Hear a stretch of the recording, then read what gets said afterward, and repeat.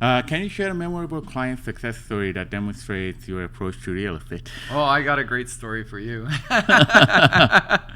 That I'm putting I see to those as realistic property. people. I've seen people who want $1 million or $500,000 property. Yeah, yeah, even worse. Those are right? unrealistic ones. Even worse, and that's what That's I a very good recommend. advice. Yeah. Especially in this market, we have over 70,000 realtors in Toronto Real Estate Board. So pretty much in every family, you find a realtor. But Yeah, are they oh, really yeah. experienced to do the job, to get the job done, to get you the best deal, to make sure that your experience is very smooth, all of that. A lot of people may not realize that.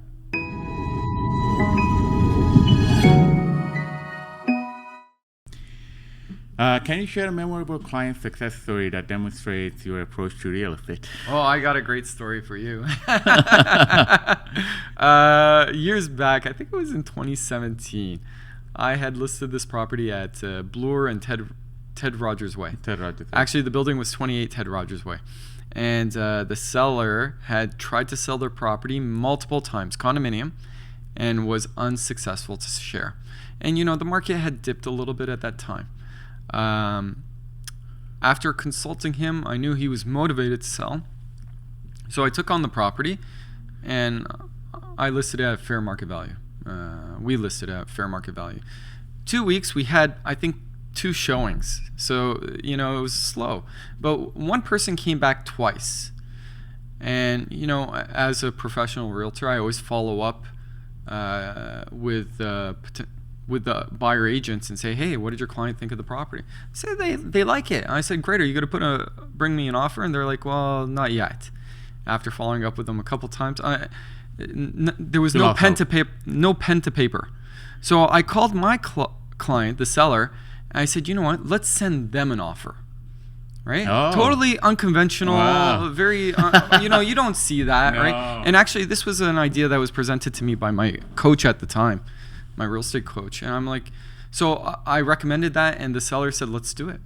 So I drafted the offer, and we sent them an offer with a 1% reduction in the asking price. And the buyer countered the offer back to us with a further deduction of 1%, and the seller accepted it. And Oh, wow. you know what? My seller was thrilled. They were so excited. They couldn't believe it, actually. And he still talks about that to this day because it's not something common that happens in real estate. This is the first time I'm hearing this. Oh, yeah. It was a great story. When was this? 2017. I think, 2017. yeah, it was around 2017. Again, it was at that property at Ted Rogers Way. And you know what? The buyer at the end of the day got a great deal because their property had appreciated. My client was thrilled. They were so excited. They kept telling all their friends how I ended up selling that property. So that was an exciting story. That's the best marketing, right? Word of mouth and Yeah. creative ways of doing real estate, and which is why you're successful. Yeah, thank you. You do Thank you. Thank you, unconventional. Sean. Yeah, it Techniques was that you definitely find. different. How do you handle situations where clients have unrealistic expectations, whether buying or selling? Oh, I say bye. I don't want to. Really? Well, Okay. listen, you Yeah. know what? That's the best way to do it, I guess. Right? Yeah, I say I'm not the right representative for you. I share the information, and if they get it, they see it, they acknowledge it, we work together. And I'm happy to, and I understand it could take some time, right? But some people, they don't want to accept it. They say, no, I need to sell this property for $1 million. It's only worth $900,000. The spread is too big, right? There's a lot of time, energy, money that I'm putting I see those as realistic people. I've seen people who want $1 million or $500,000 property. Yeah, even worse. Those right? are unrealistic ones. Even worse. And, I just say I'm not the right representative for you, right? And move on. And I think move those on. people normally come back to you because they do what they want to do and then find out, okay, maybe I'm being unrealistic, and you know what? Alex told me the truth, and he was professional. He gave me the right information. Let's go back to Alex. Actually, I'll give you an example too. Over the summer, I had a client who had a property at Danforth in Maine. he had spoken with me, and he said to me, Alex, so I'm going to list my property. I'm going to list my property with a friend of mine. I said, oh, all right. I was kind of surprised. And he's like, I want to help my friend get into the business, right? They were kind of new in the real estate business and whatnot. And I said, okay, what are you going to say? But sure, he was calling me, though, and saying, here's the listing. Can you tell me, what do you think? And I'm like, well, I shouldn't be giving you any advice, right? But I'm taking a look at the listing, and the photos they're not right, right? And some of the content on the listing was not right either. Anyways, 3 months later, he couldn't sell the property. He's like, Alex, I want you to list it. And you know how the market is today. It's a challenging market for condominiums. But I had my stager come. We staged the property. We priced it right. We took the right photos, made it look great, and it sold in 28 days, and he's thrilled. And we sold it for 99% of the list price, which is fantastic, especially in today's market.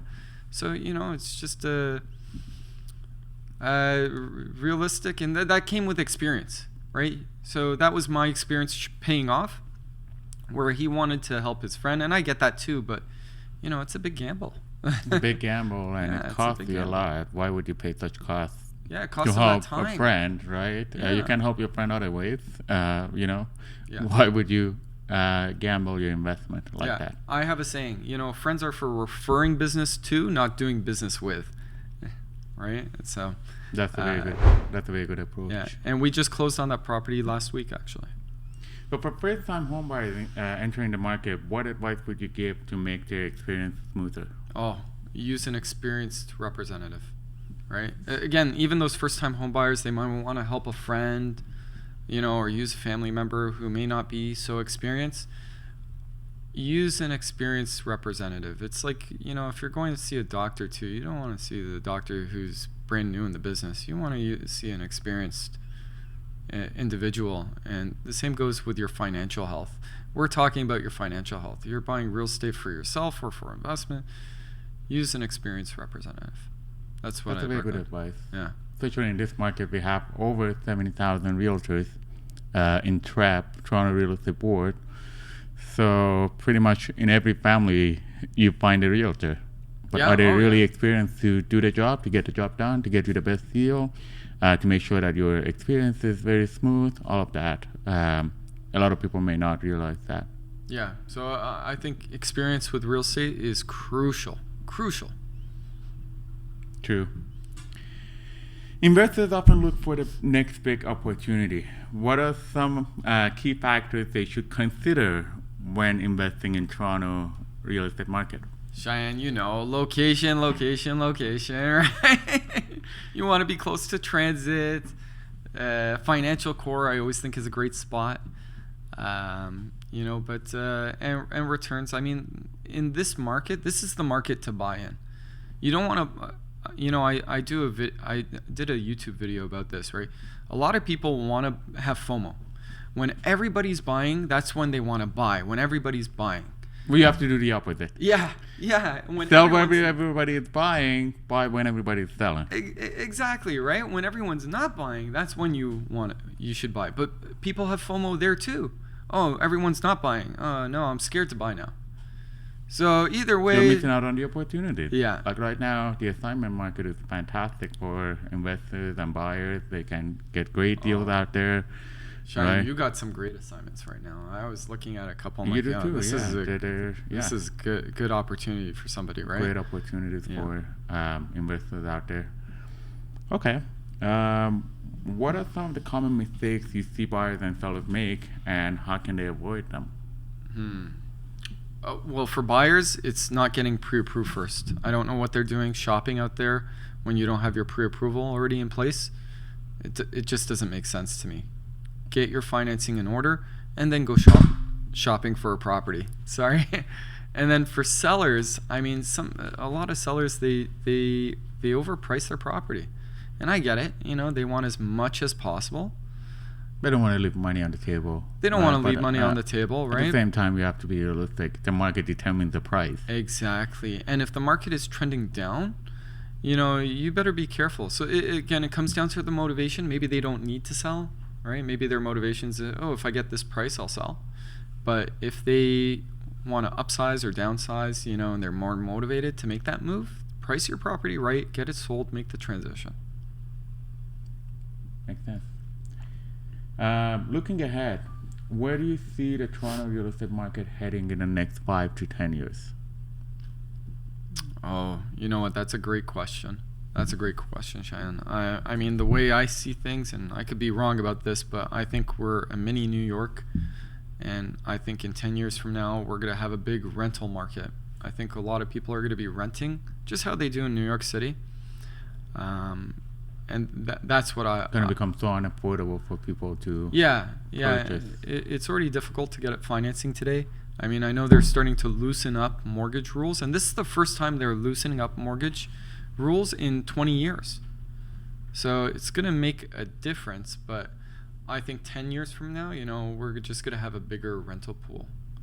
And it's kind of scary too, because the rental rules in Ontario are so tenant supportive, right? That the landlord... I think that has to change too, and I think it's going to change. Otherwise, who's going to invest in those rental properties? I 100% who's going to build them? Agree. They got to help landlords right now, because the wait at the landlord and tenant board is like in 9 months. If as an investor, I'm not protected, why would I invest my money here as opposed to, let's say, in another province like Alberta? I can invest the same amount of money, I get a better return, and I'm protected. Yeah. Right. Alberta, they favor the landlord, right? They help the landlord. I think we need some rules here to kind of help landlords better, because, again, 10 years from now, I think we're going to have a bigger rental market than anything. A lot of times tenants think that they're doing a favor by paying their rent. They don't realize that the landlord is actually invested money. They have to pay their mortgage, property taxes, maintenance fees. And let's say if they don't get their rent, they won't be able to pay those, and then they're going to default on their mortgage, and then, they won't be able to, their credit score is going to go down. Yeah. They're going to lose the property and all of that, and nobody's protecting landlords. Yeah, it's funny too, because if the tenant stops paying rent, you as a landlord, you could take anywhere between 9 months to a year to get a date in court with the landlord and tenant board. I mean, if an owner stops paying their mortgage, the bank is on you. Within next month, in 2-3 months, the bank is on you and saying, hey, what's going on, right? I mean, so it's not fair. It's not right, not fair, in my opinion. Hopefully it will change. And I think it has to. At some point within the next couple of years, I'm very optimistic. Fingers crossed. I don't know what to say about that. So with technology rapidly changing how people buy and sell homes, how do you see your role evolving as a real estate professional? Yeah, that's a great question, Cheyenne. I always think that the consumer will want to have interaction with an individual helping them. I don't know if AI can replace that. But real estate, it's simple, but we make it complex. And I think having somebody guide you through the process is really important, to be honest. Like if some work needs to be done on your home and the roof needs to be replaced, you don't go to AI how to fix your roof. You call a professional. Windows need to be changed. AI isn't helping you with that. You call a professional. You want to find a home. I mean, I'm sure it can help educate you, but to go through the process, I think it would be best to have a representative. Maybe I'm biased too. No, I don't think so. I think so. The same way I think lawyers and doctors cannot be replaced, even though technology AI is there, it can pretty much write up an agreement for you. But the experience that a lawyer has, you cannot replace that really with AI, in my opinion. And there has to be some human connections. Imagine if everything's replaced by robots and AI and technology, then what are we doing? Just stay home and pretty much we all have to stay home then at that point, right? Do nothing pretty much. We'll be in our own boxes and that's it. We'll let AI prove us wrong. Leave it to AI. Let's see if AI can replace us. We'll find out. Future will tell us. Sure. So before we wrap up, if you could give one piece of advice to someone considering a career in real estate, what would it be? To join a team. Join an experienced team, somebody who's already established in the business. Starting from scratch, it's difficult. It's really tough, right? And you're going to if it like me, again, I was fortunate to have my father, but if you have a team that you're with too, you get that experience, you get that knowledge, and you will grow your career faster and quicker And it's and interesting steadier. how you decided to join a team as well yourself, even with 18 years of experience. That Yeah. shows how important it is to be with a team. Absolutely. It was me and my father for a long time, but I saw opportunity to grow even more by joining a team. So, and I'm happy to be part of a team. We're happy to have you Yeah. as part of our team. How can our listeners get in touch with you if they're looking to buy, sell, or invest in Toronto real estate market? Oh, I appreciate that, Cheyenne. YouTube is always a good way. If you type in my name on YouTube, Alex Melconian, you'll see some of my videos, educational videos in real estate, and some funny ones too. That's the best way. That would be the best way. Thank you, Alex, for joining us today. I'm sure our listeners gained a lot of invaluable insights and expertise from this episode. If you have anything else to share, please go ahead. Cheyenne, I think you're awesome. Thank you for having me here. I appreciate it. And I know you are dedicated to people you help, so I always appreciate spending time here Thank with you. you. I really appreciate it. For those of you who are tuning in, don't forget to like, share, and subscribe for more real estate insights and updates. Thank you. Yeah. That was fun, man. Awesome. It was fun.